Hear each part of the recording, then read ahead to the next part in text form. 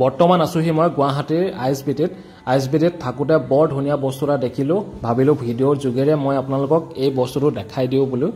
আপোনালোকে মনত এবাৰ ভাবিছেনে গুৱাহাটীত যে যোনবিলাক ইলেক্ট্ৰিক বাছ চলি থাকে সেই বাছবিলাকনো ক'ত চাৰ্জ দিয়ে এই বাছবিলাক আইএছবিটিৰ কাষতে এনেকুৱা এটা জেগা আছে চাৰ্জিং পইণ্ট আছে এই জেগাটোতে এখনকৈ বাছবিলাক চাৰ্জ কৰে আৰু এখন বাছত চাৰ্জ হ'বলৈ প্ৰায় 3 পৰা 4 ঘণ্টা লাগে যেহেতু বাছ বহুত আছে আৰু চাৰ্জিং পইণ্ট কম আছে সেইকাৰণে তেওঁলোকক গোটেই ৰাতি লাগি যায় এই বাছসমূহ চাৰ্জ দিবৰ কাৰণে